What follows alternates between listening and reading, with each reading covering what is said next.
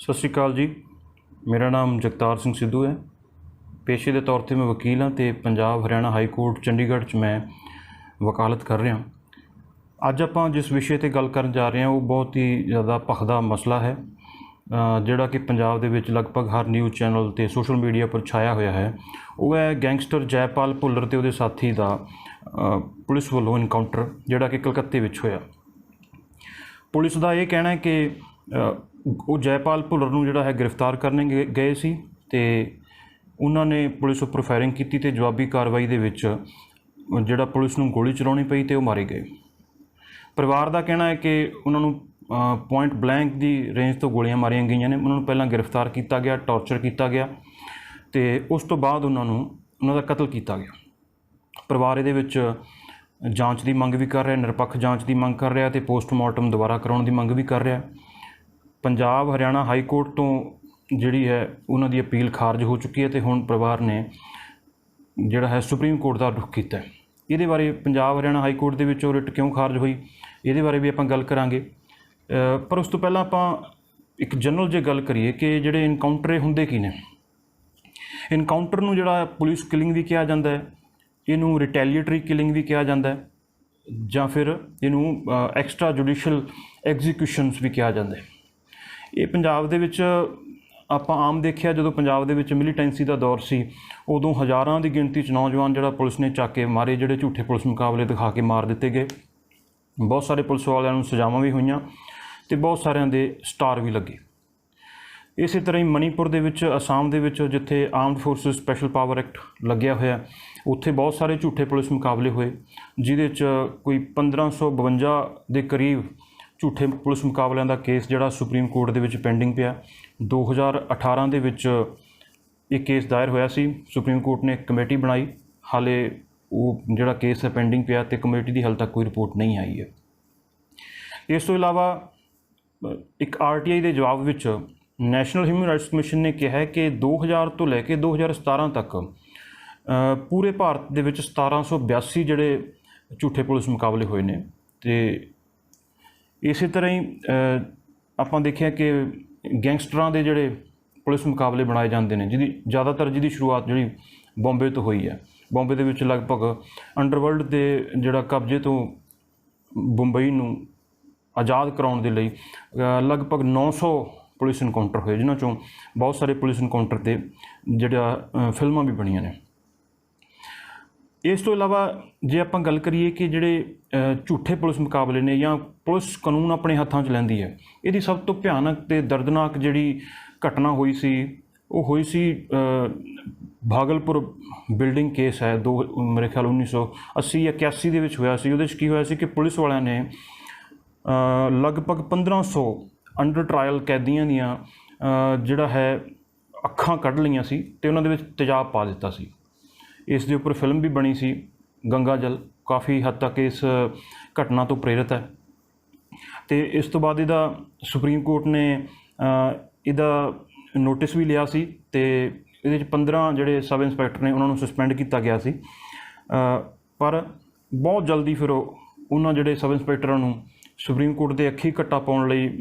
State ने सूबा सरकार ने बिहार की सूबा सरकार ने उन्होंने जिन्होंने सस्पेंड किया सी बहुत जल्दी उन्होंने नौकरी ते वापस लैके उन्होंने तरक्कियां भी दे दित्तियां गईयां। तो जिहड़े क्योंकि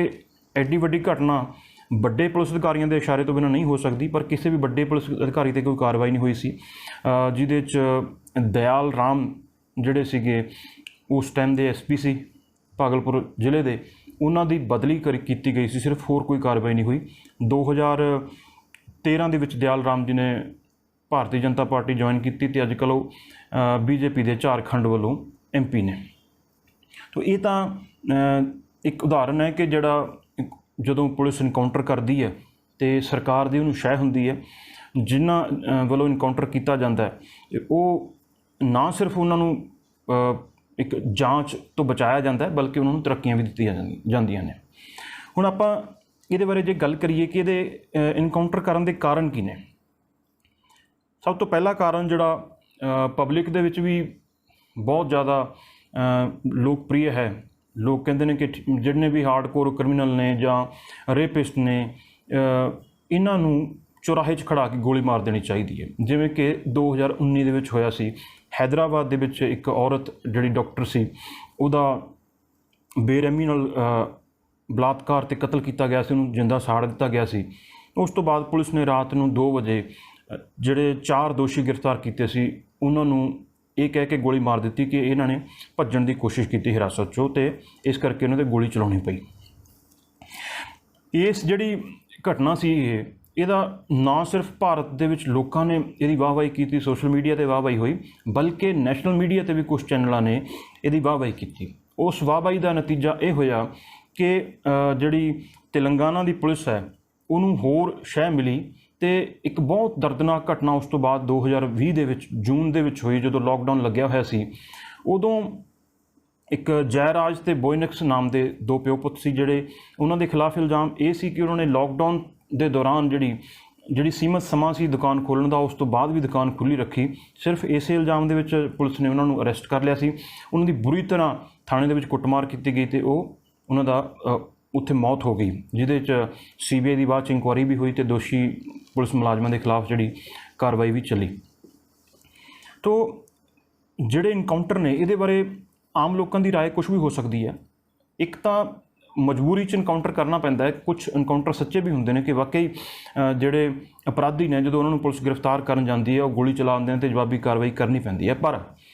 ਜ਼ਿਆਦਾ ਗਿਣਤੀ ਦੇ ਵਿੱਚ ਜਿਹੜਾ ਹਿੰਦੁਸਤਾਨ ਦਾ ਆਜ਼ਾਦੀ ਤੋਂ ਬਾਅਦ ਦਾ ਇਤਿਹਾਸ ਹੈ, ਤਾਂ ਜਿਹੜੇ ਨੈਸ਼ਨਲ ਹਿਊਮਨ ਰਾਈਟਸ ਕਮਿਸ਼ਨ ਜਾਂ ਪ੍ਰਾਈਵੇਟ ਹਿਊਮਨ ਰਾਈਟਸ ਕਮਿਸ਼ਨ ਜਿਹੜੇ ਕੰਮ ਕਰ ਰਹੇ ਨੇ, ਜਾਂ ਹਿਊਮਨ ਰਾਈਟਸ ਆਰਗੇਨਾਈਜੇਸ਼ਨਸ ਨੇ, ਉਹਨਾਂ ਦੀਆਂ ਜਿਹੜੀਆਂ ਰਿਪੋਰਟਾਂ ਨੇ ਉਹ ਇਹੀ ਕਹਿੰਦੀਆਂ ਨੇ ਕਿ ਜ਼ਿਆਦਾਤਰ ਜਿਹੜੇ ਪੁਲਿਸ ਮੁਕਾਬਲੇ ਨੇ ਉਹ ਝੂਠੇ ਹੁੰਦੇ ਨੇ। ਇਸੇ ਬਾਰੇ ਨੈਸ਼ਨਲ ਹਿਊਮਨ ਰਾਈਟਸ ਕਮਿਸ਼ਨ ਦਾ ਵੀ ਕਹਿਣਾ ਹੈ ਕਿ ਜ਼ਿਆਦਾਤਰ ਜਿਹੜੇ ਪੁਲਿਸ ਮੁਕਾਬਲੇ ਉਹ ਪੋਲੀਟੀਕਲ ਪ੍ਰੈਸ਼ਰ ਦੇ ਵਿੱਚ ਕੀਤੇ ਜਾਂਦੇ ਨੇ। ਪੁਲਿਸ ਵਾਲੇ ਆਪਣੇ ਪੋਲੀਟੀਕਲ ਬੌਸਸ ਨੂੰ ਖੁਸ਼ ਕਰਨ ਲਈ ਇਸ ਤਰ੍ਹਾਂ ਦੇ ਇਨਕਾਊਂਟਰ ਕਰਦੇ ਨੇ, ਕਿਉਂਕਿ ਆਪਾਂ ਨੂੰ ਪਤਾ ਵੀ ਜਿਹੜੇ ਰਾਜਨੀਤਿਕ ਬੰਦੇ ਨੇ ਉਹ ਪਹਿਲਾਂ ਨੌਜਵਾਨਾਂ ਨੂੰ ਜੁਰਮ ਦੇ ਰਾਹ 'ਤੇ ਤੋਰਦੇ ਨੇ, ਉਹਨਾਂ ਨੂੰ ਆਪਣੇ ਲਈ ਵਰਤਦੇ ਨੇ, ਤੇ ਫਿਰ ਜਦੋਂ ਉਹਨਾਂ ਨੂੰ ਲੱਗਦਾ ਕਿ ਹੁਣ ਇਹ ਸਾਡੇ ਕੰਮ ਦਾ ਨਹੀਂ ਰਿਹਾ ਜਾਂ ਸਾਡੇ ਖਿਲਾਫ ਭੁਗਤ ਰਿਹਾ ਜਾਂ ਇਹਦੇ ਕਰਕੇ ਸਾਡੀ ਬਦਨਾਮੀ ਹੋ ਰਹੀ ਹੈ, ਤਾਂ ਇਸ ਚੱਕਰ 'ਚ ਆ ਕੇ ਉਹ ਜਿਹੜਾ ਹੈ ਪੁਲਿਸ ਨੂੰ ਕਹਿ ਦਿੰਦੇ ਨੇ ਕਿ ਇਹਨੂੰ ਖਤਮ ਕਰ ਦਿਓ, ਤੇ ਪੁਲਿਸ ਆਪਣੇ ਪੋਲੀਟੀਕਲ ਬੌਸ ਦੀ ਸ਼ਹਿ 'ਤੇ ਨੌਜਵਾਨਾਂ ਦਾ ਕਤਲ ਕਰ ਦਿੰਦੀ ਹੈ ਤੇ ਦਿਖਾਇਆ ਜਾਂਦਾ ਕਿ ਉਹ ਪੁਲਿਸ ਮੁਕਾਬਲੇ 'ਚ ਮਾਰਿਆ ਗਿਆ। ਇਸ ਤੋਂ ਇਲਾਵਾ ਕਈ ਵਾਰੀ ਜਿਹੜੇ ਪੋਲੀਟੀਕਲ ਲੀਡਰ ਨੇ ਉਹ ਕੋਈ ਇਹੋ ਜਿਹੀ ਘਟਨਾ ਹੋ ਜਾਂਦੀ ਹੈ, ਜਿਵੇਂ ਹੈਦਰਾਬਾਦ ਰੇਪ ਵਾਲੀ ਘਟਨਾ ਹੋਈ, ਜਿਹਦੇ 'ਚ ਲੋਕਾਂ ਦੇ ਵਿੱਚ ਜਿਹੜਾ ਬਹੁਤ ਵੱਡੇ ਲੈਵਲ 'ਤੇ ਰੋਸ ਆ ਜਾਂਦਾ ਹੈ। ਜਲਦੀ ਰਿਜ਼ਲਟ ਲੈਣ ਲਈ ਉਹ ਜਿਹੜਾ ਹੈ ਕਹਿ ਦਿੰਦੇ ਨੇ ਕਿ ਇਸ ਜਿਹੜਾ ਮਾਮਲੇ ਨੂੰ ਜਲਦੀ ਤੋਂ ਜਲਦੀ ਰਫਾ ਦਫਾ ਕਰੋ ਤੇ ਲੋਕਾਂ ਨੂੰ ਸ਼ਾਂਤ ਕਰੋ। ਇਸ ਚੱਕਰ ਦੇ ਵਿੱਚ ਵੀ ਜਿਹੜੇ ਝੂਠੇ ਪੁਲਿਸ ਮੁਕਾਬਲੇ ਬਣਾਏ ਜਾਂਦੇ ਨੇ। ਇਸ ਤੋਂ ਇਲਾਵਾ ਜਿਹੜੇ ਅਜੀਤ ਦੋਵਾਲ ਨੇ, ਨੈਸ਼ਨਲ ਸਿਕਿਉਰਿਟੀ ਐਡਵਾਈਜ਼ਰ ਨੇ ਹਿੰਦੁਸਤਾਨ ਦੇ, 2010 ਦੇ ਵਿੱਚ ਉਹਨਾਂ ਨੇ ਇੱਕ ਇੰਡੀਅਨ ਐਕਸਪ੍ਰੈਸ ਦੇ ਵਿੱਚ ਲੇਖ ਲਿਖਿਆ ਸੀ, ਜਿਸ ਵਿੱਚ ਉਹਨਾਂ ਨੇ ਕਿਹਾ ਸੀ ਕਿ ਜਿਹੜਾ ਸੋਹਰਾਬੂਦੀਨ ਗੈਂਗਸਟਰ ਮਾਰਿਆ ਗਿਆ ਸੀ, ਗੁਜਰਾਤ ਦਾ ਸੀ ਉਹ, ਰਾਜਸਥਾਨ ਗੁਜਰਾਤ ਬਾਰਡਰ 'ਤੇ ਉਹਦਾ ਕਤਲ ਹੋ ਗਿਆ ਸੀ, ਪੁਲਿਸ ਮੁੱਠਭੇੜ 'ਚ ਮਾਰਿਆ ਗਿਆ ਸੀ ਉਹ, ਤੇ ਉਸ ਜਿਹੜਾ ਪੁਲਿਸ ਇਨਕਾਊਂਟਰ ਨੂੰ ਜਸਟੀਫਾਈ ਕਰਨ ਲਈ, ਉਹਦੀ ਸਫਾਈ ਦੇਣ ਲਈ ਤੇ ਉਹਨੂੰ ਸਹੀ ਕਰਾਰ ਦੇਣ ਲਈ ਇਹ ਲੇਖ ਅਜੀਤ ਦੋਵਾਲ ਨੇ ਲਿਖਿਆ ਸੀ, ਤੇ ਜਿਹਦੇ ਵਿੱਚ ਉਹਨਾਂ ਨੇ ਕਿਹਾ ਸੀ ਕਿ ਕਾਨੂੰਨ ਦਾ ਜਿਹੜਾ ਮਕਸਦ ਹੈ ਉਹ ਲੋਕਾਂ ਦੀ ਭਲਾਈ ਕਰਨੀ ਤੇ ਲੋਕਾਂ ਦੀ ਸੁਰੱਖਿਆ ਕਰਨੀ ਹੈ, ਤੇ ਲੋਕਾਂ ਦੀ ਭਲਾਈ ਲਈ ਤੇ ਲੋਕਾਂ ਦੀ ਸੁਰੱਖਿਆ ਲਈ ਜੋ ਵੀ ਕਦਮ ਚੱਕੇ ਜਾਣ ਉਹ ਗੈਰ ਕਾਨੂੰਨੀ ਨਹੀਂ, ਉਹ ਕਾਨੂੰਨੀ ਹੀ ਮੰਨੇ ਜਾਣਗੇ। ਇਸ ਕਰਕੇ ਜਿਹੜੇ ਪੁਲਿਸ ਮੁਕਾਬਲੇ ਨੇ ਉਹਨਾਂ ਨੂੰ ਈਵਨ ਕਿ ਅਜੀਤ ਦੋਵਾਲ ਸਾਹਿਬ ਜਿਹੜੇ ਨੈਸ਼ਨਲ ਸਿਕਿਉਰਿਟੀ ਐਡਵਾਈਜ਼ਰ ਨੇ ਉਹਨਾਂ ਨੇ ਵੀ ਸਹੀ ਠਹਿਰਾਇਆ। ਤੇ ਇਹ ਤਾਂ ਸਾਨੂੰ ਅਪਰੋਚ ਸਮਝ ਆਉਂਦੀ ਹੈ ਕਿ ਜਿਹੜੀ ਸਟੇਟ ਦੀ ਜਾਂ ਰਾਜਨੀਤੀ ਦੀ ਜਾਂ ਸਰਕਾਰ ਦੀ ਜਿਹੜੀ ਅਪਰੋਚ ਹੈ ਉਹਦਾ ਕੰਮ ਕਰਨ ਦਾ ਤਰੀਕਾ ਕੀ ਹੈ। ਦੂਸਰਾ, ਇਹਦੇ ਲਈ ਕਾਫੀ ਹੱਦ ਤੱਕ ਜਿਹੜਾ ਸਾਡਾ ਜੁਡੀਸ਼ੀਅਲ ਸਿਸਟਮ ਆ ਉਹ ਵੀ ਜ਼ਿੰਮੇਵਾਰ ਹੈ। ਬਹੁਤ ਵਾਰ ਕੀ ਹੁੰਦਾ ਹੈ ਕਿ ਹਾਰਡਕੋਰ ਕ੍ਰਿਮੀਨਲ ਨੂੰ, ਜਿਨ੍ਹਾਂ ਨੂੰ ਆਪਣੀ ਜਾਨ 'ਤੇ ਖੇਡ ਕੇ ਪੁਲਿਸ ਵਾਲੇ ਜਿਹੜੇ ਗ੍ਰਿਫਤਾਰ ਕਰਦੇ ਨੇ, ਪਰ ਉਹ ਸਿਸਟਮ ਦਾ ਲੂਪ ਹੋਲ ਦੇ ਫਾਇਦੇ ਲੈ ਕੇ, ਜਾਂ ਸਿਸਟਮ ਜਿਹੜਾ ਸਾਡਾ ਜੁਡੀਸ਼ੀਅਲ ਸਿਸਟਮ ਆ ਉਹ ਇੰਨਾ ਸਨੇਲ ਪੇਸ, ਇੰਨਾ ਸਲੋ ਕੰਮ ਕਰਦਾ ਹੈ ਕਿ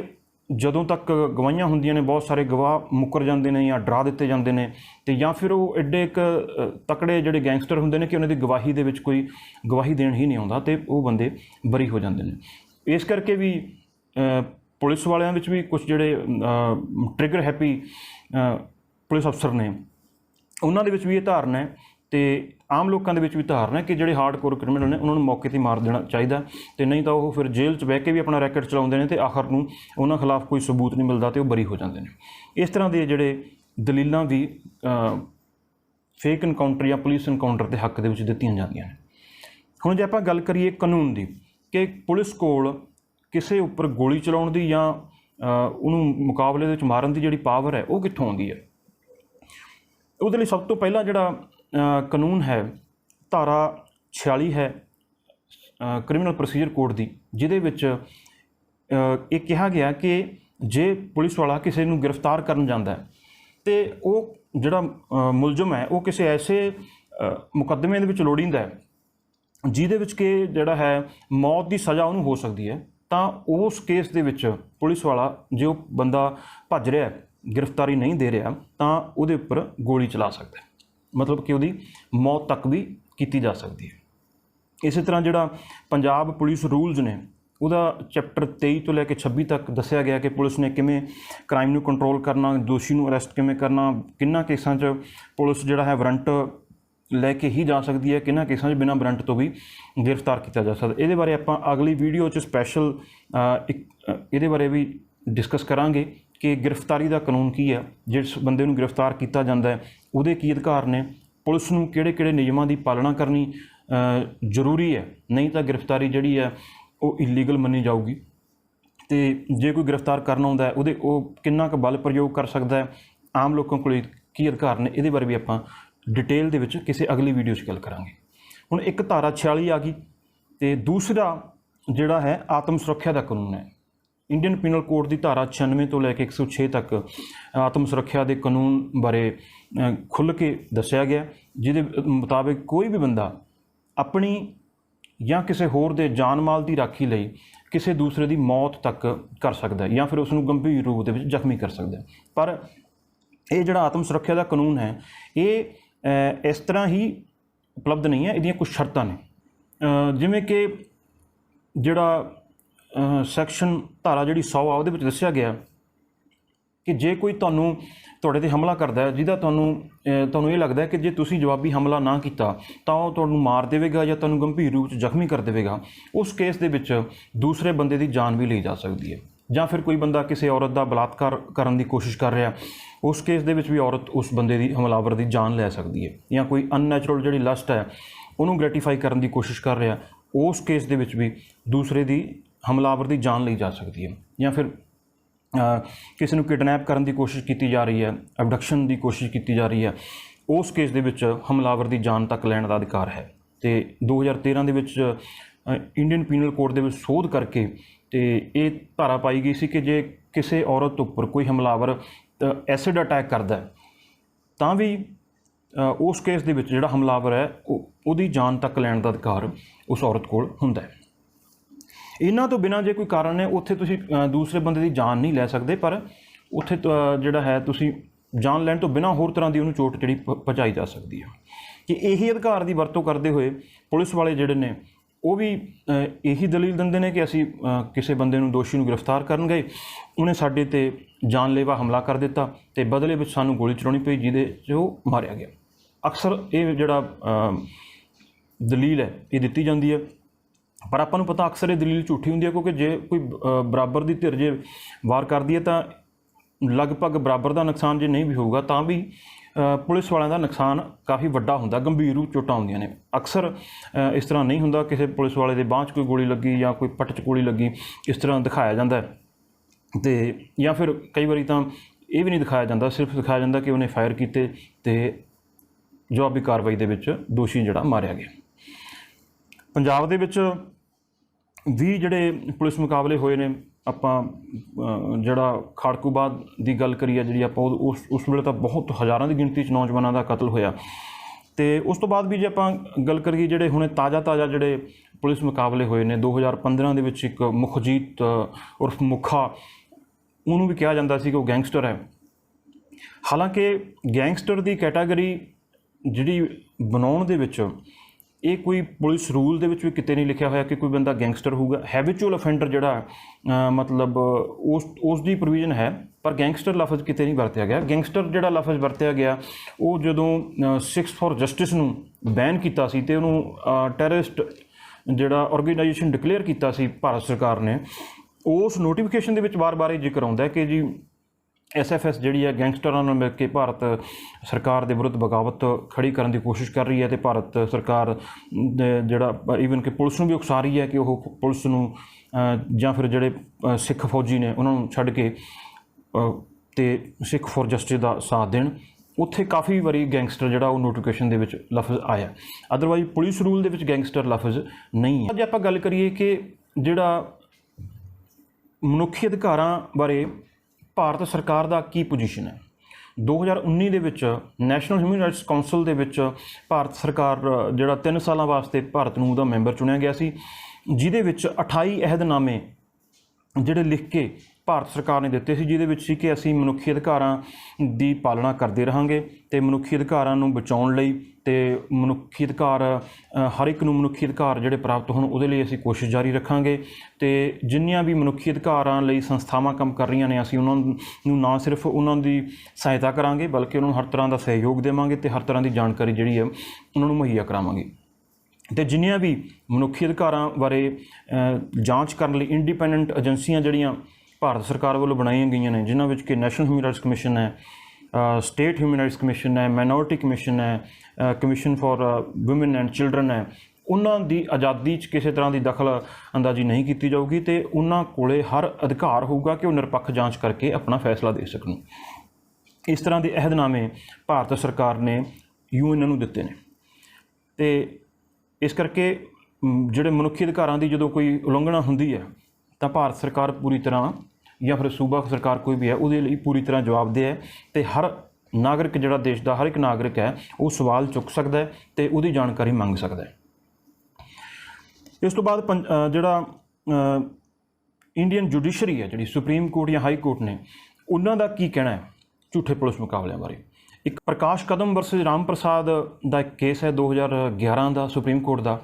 ਉਹਦੇ ਵਿੱਚ ਸੁਪਰੀਮ ਕੋਰਟ ਨੇ ਕਿਹਾ ਸੀ ਕਿ ਜਿਹੜਾ ਝੂਠੇ ਪੁਲਿਸ ਮੁਕਾਬਲੇ ਨੇ ਇਹ ਕੋਲਡ ਬਲੱਡ ਮਰਡਰ ਹੈ ਅਤੇ ਆਮ ਕੇਸ ਦੇ ਵਿੱਚ ਜੇ ਕੋਈ ਕਿਸੇ ਦਾ ਮਰਡਰ ਕਰਦਾ ਹੈ ਉਹਨੂੰ ਉਮਰ ਕੈਦ ਦੀ ਸਜ਼ਾ ਵੀ ਦਿੱਤੀ ਜਾ ਸਕਦੀ ਹੈ, ਪਰ ਕੋਈ ਜੇ ਡਿਸਿਪਲਿਨਡ ਆਰਮਡ ਫੋਰਸਿਸ ਦਾ ਮੈਂਬਰ ਹੋ ਕੇ ਕਾਨੂੰਨ ਨੂੰ ਆਪਣੇ ਹੱਥ ਵਿੱਚ ਲੈਂਦਾ ਹੈ ਤਾਂ ਉੱਥੇ ਉਹਨੂੰ ਰੇਅਰੈਸਟ ਆਫ ਰੇਅਰ ਕੇਸ ਮੰਨ ਕੇ ਡੈਥ ਪੈਨਲਟੀ ਦਿੱਤੀ ਜਾਣੀ ਚਾਹੀਦੀ ਹੈ। ਅਤੇ ਇਸ ਤੋਂ ਬਾਅਦ ਇੱਕ ਹੋਰ ਕੇਸ ਹੋਇਆ ਸੀ Om Prakash versus state of Jharkhand, ਜਿਹਦੇ ਵਿੱਚ ਸੁਪਰੀਮ ਕੋਰਟ ਨੇ ਝੂਠੇ ਪੁਲਿਸ ਮੁਕਾਬਲਿਆਂ ਨੂੰ ਸਟੇਟ ਸਪੌਂਸਰਡ ਟੈਰਰਿਜ਼ਮ ਕਿਹਾ। ਸੁਪਰੀਮ ਕੋਰਟ ਦਾ ਕਹਿਣਾ ਕਿ ਇਹ ਪੁਲਿਸ ਵਾਲਿਆਂ ਦੀ ਡਿਊਟੀ ਨਹੀਂ ਹੈ ਕਿਸੇ ਦੂਸਰੇ ਨੂੰ ਮਾਰਨਾ, ਬਲਕਿ ਇਹ ਸਟੇਟ ਸਪੌਂਸਰਡ ਟੈਰਰਿਜ਼ਮ ਹੈ ਅਤੇ ਇਹਨੂੰ ਸਖਤੀ ਨਾਲ ਨਜਿੱਠਿਆ ਜਾਣਾ ਚਾਹੀਦਾ ਹੈ। ਇਸ ਤੋਂ ਇਲਾਵਾ peoples union for civil liberties versus state of Maharashtra 2014 ਦਾ ਕੇਸ ਹੈ, ਜਿਹਦੇ ਵਿੱਚ ਕਿ ਸੁਪਰੀਮ ਕੋਰਟ ਨੇ ਕੁਝ ਹਦਾਇਤਾਂ ਜਾਰੀ ਕੀਤੀਆਂ ਨੇ ਕਿ ਜੇਕਰ ਇਨਕਾਊਂਟਰ ਕਰਨ ਦੀ ਨੌਬਤ ਆਉਂਦੀ ਹੈ, ਪੁਲਿਸ ਮੁਕਾਬਲਾ ਕਰਨ ਦੀ ਜੇ ਨੌਬਤ ਆਉਂਦੀ ਹੈ ਤਾਂ ਕਿਹੜੀਆਂ ਹਦਾਇਤਾਂ ਨੇ ਜਿਨ੍ਹਾਂ ਦਾ ਪਾਲਣ ਕਰਨਾ ਜ਼ਰੂਰੀ ਹੈ। ਜੇ ਉਹ ਹਦਾਇਤਾਂ ਦਾ ਪਾਲਣ ਨਹੀਂ ਹੁੰਦਾ ਤਾਂ ਜਿੰਨੇ ਵੀ ਜਿਹੜੇ ਪੁਲਿਸ ਅਧਿਕਾਰੀ ਨੇ ਉਹਦੇ ਵਿੱਚ ਸ਼ਾਮਿਲ ਨੇ ਉਹਨਾਂ ਦੇ ਖਿਲਾਫ ਸਖਤ ਜਿਹੜਾ ਐਕਸ਼ਨ ਉਹ ਲਿਆ ਜਾਊਗਾ। ਹੁਣ ਉਹ ਹਦਾਇਤਾਂ ਕੀ ਨੇ? ਉਹਦੇ ਸੁਪਰੀਮ ਕੋਰਟ ਨੇ ਕਿਹਾ ਕਿ ਸਭ ਤੋਂ ਪਹਿਲਾਂ ਤਾਂ ਜਿਹੜੀ ਟਿਪ ਮਿਲਦੀ ਹੈ ਪੁਲਿਸ ਨੂੰ ਕਿ ਵੀ ਕਿਸੇ ਜਗ੍ਹਾ ਕ੍ਰਾਈਮ ਹੋ ਰਿਹਾ ਜਾਂ ਕੋਈ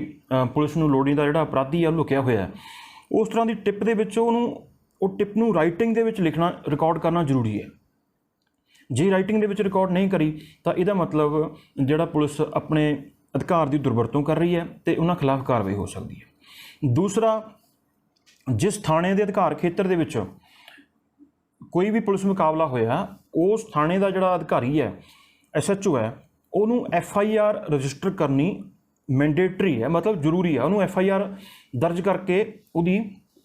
ਜਾਂਚ ਕਰਨੀ ਪਏਗੀ। ਜਾਂਚ ਬਾਰੇ ਸੁਪਰੀਮ ਕੋਰਟ ਦੇ ਆਦੇਸ਼ ਨੇ ਕਿ ਜਾਂ ਤਾਂ ਉਸ ਸਟੇਟ ਦੀ CID ਜਾਂਚ ਕਰੇ ਜਾਂ ਫਿਰ ਕੋਈ ਨਾਲ ਦੇ ਕਿਸੇ ਹੋਰ ਥਾਣੇ ਦਾ ਪੁਲਿਸ ਅਧਿਕਾਰੀ ਜਿਹੜਾ ਕਿ ਜਿਸ ਬੰਦੇ ਨੇ, ਜਿਹੜੇ ਪੁਲਿਸ ਅਧਿਕਾਰੀ ਦੀ ਟੀਮ ਨੇ ਇਨਕਾਊਂਟਰ ਕੀਤਾ ਹੈ, ਉਹਦਾ ਹੈੱਡ ਜਿਹੜਾ ਕੋਈ ਪੁਲਿਸ ਅਧਿਕਾਰੀ ਹੋਊ ਉਹਦੇ ਰੈਂਕ ਤੋਂ ਉੱਪਰ ਦੇ ਰੈਂਕ ਦਾ ਹੋਣਾ ਚਾਹੀਦਾ ਅਤੇ ਉਹ 3 ਮਹੀਨਿਆਂ ਦੇ ਅੰਦਰ ਅੰਦਰ ਆਪਣੀ ਇਨਕੁਆਇਰੀ ਕਰਕੇ ਜਿਹੜਾ ਹੈ ਉਹਦੀ ਰਿਪੋਰਟ, ਜਿਸ ਤਰ੍ਹਾਂ ਪੁਲਿਸ ਚਲਾਨ ਪੇਸ਼ ਕਰਦੀ ਹੈ ਧਾਰਾ 173 CRPC ਦੇ ਵਿੱਚ, ਇਸੇ ਤਰ੍ਹਾਂ ਹੀ ਜਿਹੜਾ ਇਲਾਕਾ ਮੈਜਿਸਟ੍ਰੇਟ ਨੂੰ ਉਹਦੀ ਰਿਪੋਰਟ ਦਿੱਤੀ ਜਾਣੀ ਜ਼ਰੂਰੀ ਹੈ। ਇਸ ਤੋਂ ਬਾਅਦ ਜਲਦੀ ਤੋਂ ਜਲਦੀ ਉਹਦਾ ਜਿਹੜਾ ਵੀ ਕੋਈ, ਚਾਹੇ ਉਹਦੇ 'ਚ ਜ਼ਖਮੀ ਹੋਇਆ ਕੋਈ ਦੋਸ਼ੀ ਜਾਂ ਕਿਸੇ ਦੀ ਮੌਤ ਹੋਈ ਹੈ, ਉਹਦਾ ਪੋਸਟਮਾਰਟਮ ਹੋਣਾ ਜ਼ਰੂਰੀ ਹੈ। ਜਿਵੇਂ ਕਿ ਜੈਪਾਲ ਭੁੱਲਰ ਦੇ ਕੇਸ ਦੇ ਵਿੱਚ ਦੁਬਾਰਾ ਪੋਸਟਮਾਰਟਮ ਦੀ ਮੰਗ ਕਰੀ ਜਾ ਰਹੀ ਹੈ, ਤਾਂ ਇਹਦੇ 'ਤੇ ਵੀ ਸੁਪਰੀਮ ਕੋਰਟ ਤੇ ਭਾਰਤ ਦੀਆਂ ਹਾਈ ਕੋਰਟਾਂ, ਬਹੁਤ ਸਾਰੀਆਂ ਹਾਈ ਕੋਰਟਾਂ ਦੇ ਫੈਸਲੇ ਨੇ ਕਿ ਦੁਬਾਰਾ ਜਿਹੜਾ ਪੋਸਟਮਾਰਟਮ ਕੀਤਾ ਜਾ ਸਕਦਾ, ਅਤੇ ਬਲਕਿ ਇਸ ਤਰ੍ਹਾਂ ਦੇ ਕੇਸਾਂ ਵਿੱਚ ਪਰਿਵਾਰ ਦੀ ਤਸੱਲੀ ਕਰਾਉਣ ਦੇ ਲਈ ਅਤੇ ਇਹ ਸੁਨਿਸ਼ਚਿਤ ਕਰਨ ਦੇ ਲਈ ਕਿ ਭਾਰਤ ਦੇ ਹਰ ਨਾਗਰਿਕ ਨੂੰ ਇਸ ਮਤਲਬ ਸੁਨਿਸ਼ਚਿਤ ਹੋਵੇ ਕਿ ਹਾਂ ਬਾਕੀ ਨਿਆਂ ਹੋਇਆ, ਤਾਂ ਦੁਬਾਰਾ ਪੋਸਟਮਾਰਟਮ ਕਰਾਉਣਾ ਚਾਹੀਦਾ। ਇਸ ਤੋਂ ਇਲਾਵਾ ਜਿਹੜਾ ਸਟੇਟ ਹਿਊਮਨ ਰਾਈਟਸ ਕਮਿਸ਼ਨ ਆ ਅਤੇ ਨੈਸ਼ਨਲ ਹਿਊਮਨ ਰਾਈਟਸ ਕਮਿਸ਼ਨ ਆ, ਉਹਨੂੰ ਜਲਦੀ ਤੋਂ ਜਲਦੀ ਉਹਦੀ ਜਾਣਕਾਰੀ ਦੇਣੀ ਜ਼ਰੂਰੀ ਹੈ ਕਿ ਜਦੋਂ ਵੀ ਕੋਈ ਇਨਕਾਊਂਟਰ ਹੁੰਦਾ ਹੈ, ਉਹਦੇ ਵਿੱਚ ਜਿਹੜਾ ਵੀ ਕੋਈ ਬੰਦਾ ਜ਼ਖਮੀ ਹੁੰਦਾ ਹੈ ਜਾਂ ਜਿਹੜਾ ਮਾਰਿਆ ਜਾਂਦਾ ਹੈ, ਉਹਦੇ ਪਰਿਵਾਰ ਦੇ ਮੈਂਬਰਾਂ ਨੂੰ ਜਲਦੀ ਤੋਂ ਜਲਦੀ ਉਹਦੀ ਜਾਣਕਾਰੀ ਦੇਣੀ ਜ਼ਰੂਰੀ ਹੈ। ਅਤੇ ਇਸ ਤੋਂ ਇਲਾਵਾ ਜਿਹੜੀ ਧਾਰਾ 176 ਹੈ ਕ੍ਰਿਮੀਨਲ ਪ੍ਰੋਸੀਜਰ ਕੋਡ ਦੀ, ਉਹਦੇ ਤਹਿਤ ਜੁਡੀਸ਼ੀਅਲ ਮੈਜਿਸਟ੍ਰੇਟ ਦੁਆਰਾ ਉਹਦੀ ਜਾਂਚ ਕੀਤੀ ਜਾਣੀ ਜ਼ਰੂਰੀ ਹੈ। ਇੱਕ ਜਾਂਚ CID ਕਰੇਗੀ, ਇੱਕ ਜਾਂਚ ਜੁਡੀਸ਼ੀਅਲ ਮੈਜਿਸਟ੍ਰੇਟ ਵੀ ਕਰੇਗਾ। ਜੁਡੀਸ਼ੀਅਲ ਮੈਜਿਸਟ੍ਰੇਟ ਨੂੰ ਫਿਰ ਸਾਰੇ ਦੇ ਸਾਰੇ ਸਬੂਤ ਇਕੱਠੇ ਕਰਨੇ, ਪੋਸਟਮਾਰਟਮ ਕਰਾਉਣਾ, ਅਤੇ ਇਹ ਵੀ ਕਾਨੂੰਨ ਜਿਹੜਾ ਤੈਅ ਕੀਤਾ ਸੁਪਰੀਮ ਕੋਰਟ ਨੇ, ਹਦਾਇਤਾਂ ਦਿੱਤੀਆਂ ਨੇ ਕਿ ਜਦੋਂ ਪੋਸਟਮਾਰਟਮ ਹੋਊਗਾ ਉਹਦੀ ਵੀਡੀਓਗ੍ਰਾਫੀ ਅਤੇ ਫੋਟੋਗ੍ਰਾਫੀ ਹੋਣੀ ਜ਼ਰੂਰੀ ਹੈ। ਬਿਨਾਂ ਵੀਡੀਓਗ੍ਰਾਫੀ ਤੋਂ ਪੋਸਟਮਾਰਟਮ ਨਹੀਂ ਹੋ ਸਕਦਾ। ਜੇ ਬਿਨਾਂ ਵੀਡੀਓਗ੍ਰਾਫੀ ਤੋਂ ਪੋਸਟਮਾਰਟਮ ਹੋਇਆ ਤਾਂ ਉਹ ਪੋਸਟਮਾਰਟਮ ਦੁਬਾਰਾ ਵੀ ਕਰਾਇਆ ਜਾ ਸਕਦਾ ਹੈ, ਅਤੇ ਉਹ ਪੋਸਟਮਾਰਟਮ ਨੂੰ ਜਿਹੜਾ ਹੈ ਨਜਾਇਜ਼ ਵੀ ਕਰਾਰ ਦਿੱਤਾ ਜਾ ਸਕਦਾ ਹੈ। ਅਤੇ ਜਿਹੜੇ ਵੀ ਜਿਨ੍ਹਾਂ ਨੇ ਵੀ ਡਾਕਟਰਾਂ ਨੇ